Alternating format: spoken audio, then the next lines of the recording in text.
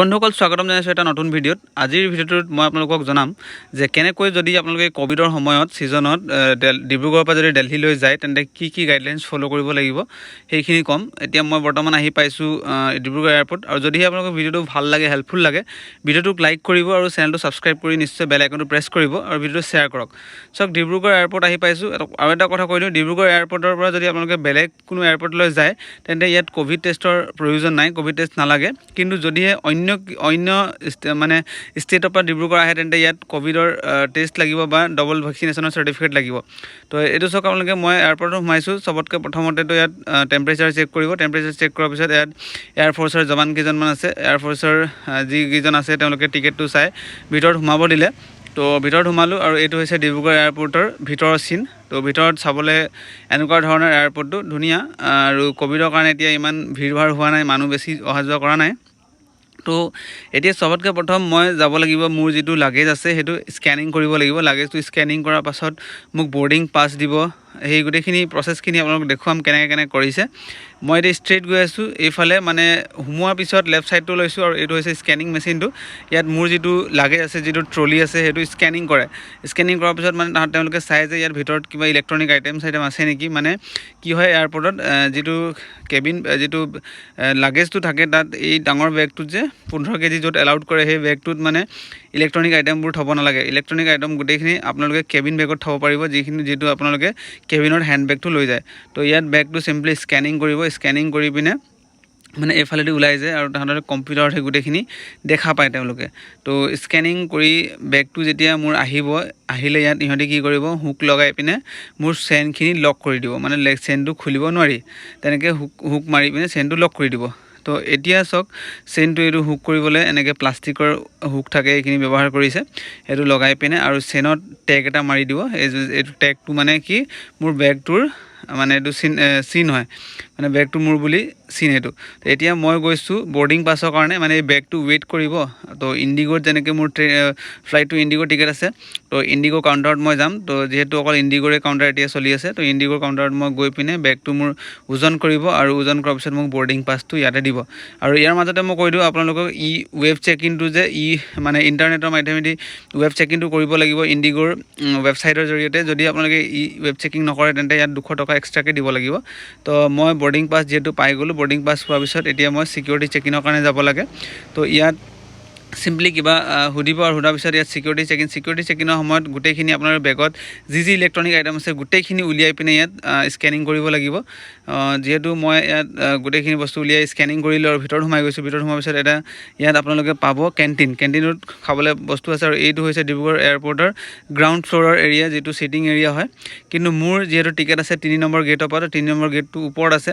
তো মই এতিয়া এক্সেলেটাৰৰ মাধ্যমেৰে ওপৰত যামগৈ। এইটো ডিব্ৰুগড় এয়াৰপৰ্টত এক্সেলেটাৰ লগা আছে।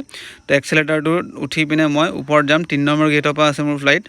তো 3 নম্বৰ গেটৰ কাৰণে মই ওপৰলৈ গৈ আছোঁ। এইটো হৈছে ডিব্ৰুগড় এয়াৰপৰ্টৰ এক্সেলেটাৰ। তো এনেকুৱা ধৰণৰ চিন আছে ডিব্ৰুগড় এয়াৰপৰ্টত চাবলগীয়া।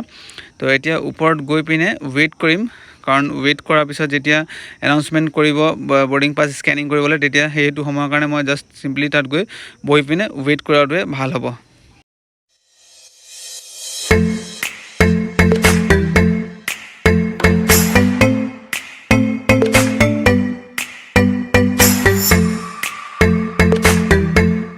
বন্ধুসকল, ফাইনেলি আধা ঘণ্টা 40 মিনিটৰ আগত এনাউন্সমেণ্ট এটা কৰে, আৰু ইয়াত লাইন পাতি থিয় হ'ব লাগে।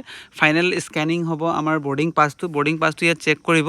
চেক কৰাৰ পিছত এনেকৈ সোমাব দিয়ে, আৰু সোমাই যোৱাৰ পিছত এনেকৈ গৈ এইটো চাওক, ফ্লাইট আমাৰ ইয়াত লাগি আছে, আৰু ফ্লাইটটো এই চিৰিটোৰ যোগেদি কানেক্টেড আছে। তো এইটো চাওক আপোনালোকে কেনেকৈ কানেক্টেড কৰা আছে ফ্লাইটটোক। তো আমি ডাইৰেক্ট এইফালেদি গৈ ফ্লাইটত মানে সোমাব পাৰিম, তো ইয়াত ফাইনেলি বৰ্ডিং পাছটো আৰু এবাৰ চাব। বৰ্ডিং পাছটো হাতত লৈ থাকিবলৈ কয়। চোৱাৰ পিছত আমাক চিধা ভিতৰলৈ যাবলৈ দি দিয়া হ'ব।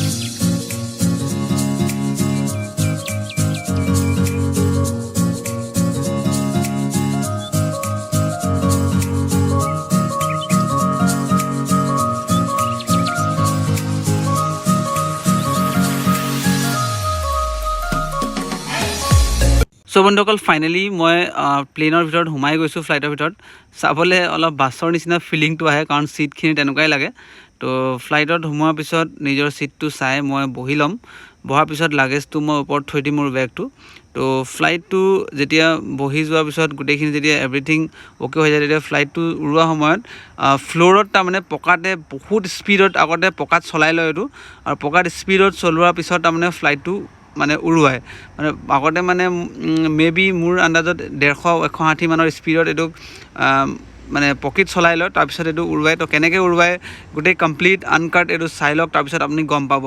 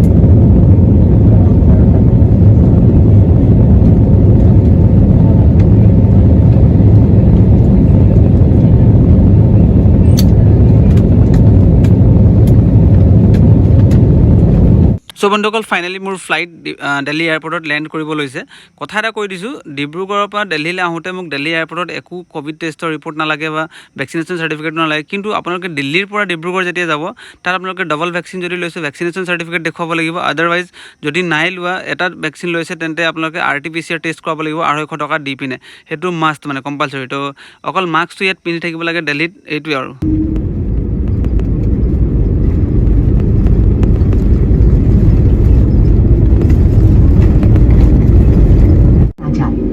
सामान कक्ष सावधानी से खोलें और अपने सामान की पहचान कर लें। कैबिन का तापमान आरामदायक बनाए रखने के लिए आपसे निवेदन है कि द्वार खुलने के बाद कृपया विंडो शेड्स बंद कर दें और एयर वेंट्स खोल दें। अपनी यात्रा में इंडिगो को शामिल करने के लिए धन्यवाद। সো বন্ধুসকল এইখিনি যিখিনি ট্ৰলি আপোনালোকে চাইছে এইটো ফ্লাইটৰ লগত কানেক্টেড কৰি দিয়া হয় আৰু আপোনালোকৰ যিখিনি লাগেজ আছিলে ট্ৰলি বেগ যিখিনি ওজন কৰিছিলোঁ আৰু বৰ্ডিং পাছ লওঁতে য'ত জমা কৰিছিলোঁ সেই গোটেইখিনি বেগ মানে এই ট্ৰলিখিনিত লোড কৰিব লোড কৰি পিনে এয়াৰপৰ্টত লৈ যাব য'ত লাগেজখিনি ডিষ্ট্ৰিবিউট হয় লাগেজ ডিষ্ট্ৰিবিউশ্যনৰ প্ৰচেছটো দেখুৱাম আপোনালোকক গোল গোলকৈ ঘূৰি থাকে এটা ছেকশ্যন এটা আছে তাতে বেগখিনি পেলাই থয় আৰু যাৰ যাৰ বেগ আছে সেই মানুহজনসকলে নিজে উঠাই লয় তাৰমানে এইটো ৰাউণ্ড চাৰ্কেল ঘূৰি থাকে তাৰপৰা বেগটো জাষ্ট পিক কৰিব লাগে তো এই ট্ৰলিখিনিৰ যোগেদি গোটেইখিনি লৈ যায় তো ফাইনেলি ফ্লাইটৰ পৰা মই নামি আছোঁ ফ্লাইটৰ পৰা নমাৰ পিছত ইয়াত চাওক ইণ্ডিগ'ৰ বাছ ইয়াত থিয় কৰি থোৱা আছে তো ইণ্ডিগ'ৰ বাছৰ যোগেদি আমাক এয়াৰপৰ্টলৈ লৈ যাব কাৰণ দিল্লী এয়াৰপৰ্টটো বহুত ডাঙৰটো তো এইটো চাওক ইণ্ডিগ'ৰ বাছ হয় এই বাছটোত উঠি পিনে আমাক এতিয়া এয়াৰপৰ্টৰ মানে ওচৰত লৈ যাব য'ৰ পৰা এক্সিট কৰিব লাগে আৰু য'ত লাগেজ পাম তো লাগেজটো ক'ত দিব সেইটো